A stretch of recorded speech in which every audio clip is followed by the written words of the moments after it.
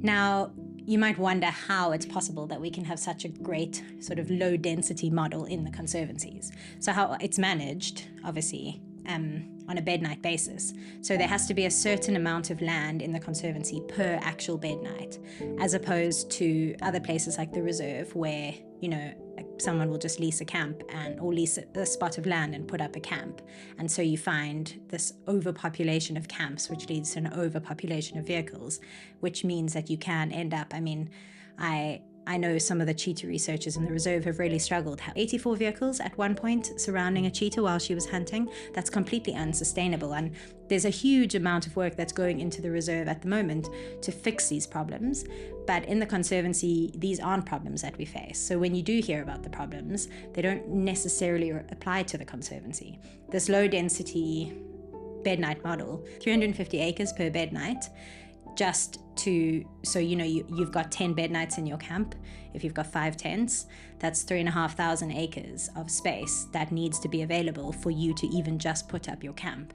And then on top of that, there's a certain number of vehicle rights per camp, and that is closely managed so that you do not have the opportunity for 30 cars to even be at a sighting together, because they just aren't there in that number. Then on top of this, that's actually controlled by rangers in the conservancies. So there's a 5 vehicle limit in the conservancies compared to the reserve, where while there might technically be a limit, there really isn't. There's no one, it's not possible to control it because it's not possible to manage it. Whereas in the conservancy, all of the camps have to work together. They're all managed by the conservancy board and they all are responsible to the rangers. So when the rangers come in and say, okay, it's your turn to leave, next car can come in, that is what happens. Well, I think that's one of the big things, is there's a lot of accountability there. Yes. In the conservancies that maybe is lacking outside of the conservancies. Yeah. If you misbehave, if you break the rules, you will be found, and the Conservancy board will know immediately. Yeah, and so you can be banned as a guide, which means that you do have an interest in sort of not misbehaving. But because of this vast amount of land that has to be available per bed night and per vehicle to even be there, you don't typically have a problem where you're asked to leave sightings. The density of wildlife is great, the density of cats are great, and so you can kind of find your own lion and spend time with it. Yes, other vehicles might arrive, but then by then you might be bored and want to go off and look for a leopard.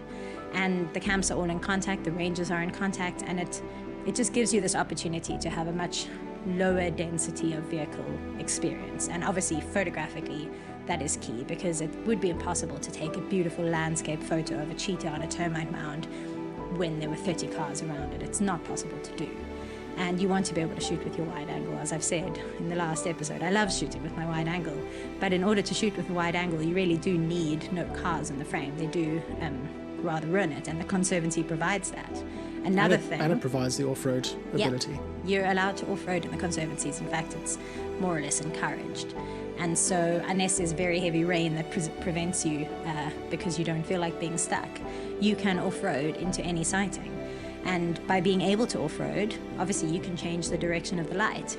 So you could pull up to some lions early in the morning and shoot them with that sort of early morning glow of the sky. And then by the time the sun begins to rise, you want to shoot them backlit, so you can shoot them backlit. And 20 minutes later, backlighting might not be so good anymore, and you can drive around to the other side and shoot them frontlit. It just gives you this flexibility to play around with photography. So as a guide, I love it. I love taking guests there because I know that I can explain the light and then actually put what I'm talking about into practice by moving into different positions and showing them a different way. There are areas you can get out if you want to photograph, say, a giraffe. You might be on the open plains at night, and we've got some amazing footage from doing this, and you can just get out and photograph the giraffe, so you can actually have the whole leg instead of half of the leg, and you can have this great low angle, and it can change your photography. And so having that flexibility, because you can off-road, because there are so few vehicles around, it's great. Photographically, it's almost irreplaceable. I can't imagine not visiting the Conservancies when I was in Kenya. And because you've got no gate times, for the most part anyway. Yeah. You can get out nice and early in the morning, long before sunrise, go out looking for wildlife, and then find something, hopefully, and position for the shot that you want, and hope that everything comes together. Hope that your cat stays where it's supposed to and doesn't get... Or that the cloud doesn't drift just in front of the sunrise. But these things happen. But these things happen. The point is that you have the opportunity to actually try. And in the evening, you're never racing back to get back to camp by a certain time. You can sit out there, you enjoy your sunset, and after sunset is over, maybe you stop, have a nice gin and tonic, carry on your way, drive back to camp in time for dinner. There's no set gate hours that you have to abide by, like in the reserve, for example. There's no time limits on the fun that you are entitled to have, which is really great. I mean, that it helps. There's sort of a moment about 30, 40 minutes before actual sunrise light comes where you almost get a more intense orange in the sky if it's a clear morning. Now, you wouldn't be able to shoot that if you didn't have the ability to leave camp whenever you wanted. Like, okay, sure, yes, we have to wake up early. That's just kind of a requirement. And if you want the best lights and the best photos, you are going to get out of bed. And, they will bring you coffee and a cookie. So it's not the worst thing in the world, Coffee and a cookie, and you do have after drive to have a good catch up on nap. Yep. You've got time for napping. And to be honest, when you're there, you're so excited to be there that these wake ups become a lot more tolerable than when you're at home and your dog wakes you up at 5 o'clock because he wants to pee. I must say, one of my great joys is when you land in the Mara in the Conservancies and we get in the vehicle and we meet our guide, who are all good old friends of ours really now, and drive into camp. And you stop somewhere for breakfast and you set up your breakfast table, maybe overlooking the hippos, and you introduce your guests to this kind of magic for the first time. It's actually very special. And the thing is, when you're taking your guests to the Mara and to the Conservancies, that you're going to be showing them something incredibly special that gives back a lot to the community, but also for photography is just very inspiring. It's very exciting.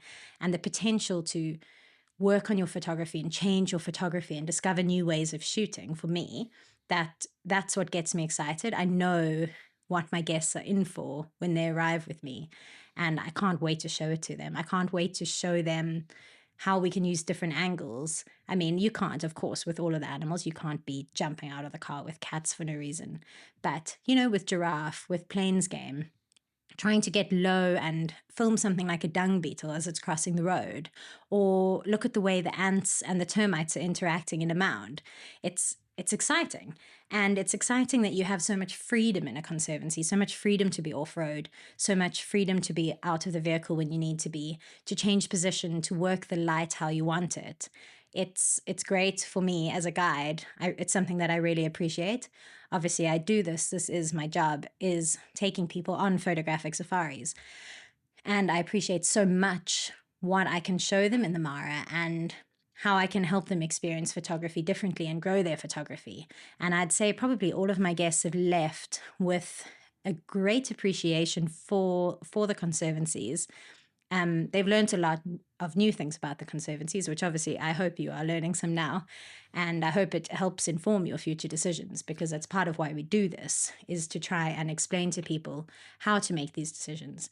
But also my guests leave with this renewed love of photography and this renewed way of thinking about it and wondering how they can translate it into their own work. I find it very exciting. It's very positive, the experience that you have there, especially if you have heard bad things about Kenya before, and then you leave with this renewed faith in what wildlife photography can be like in the Mara.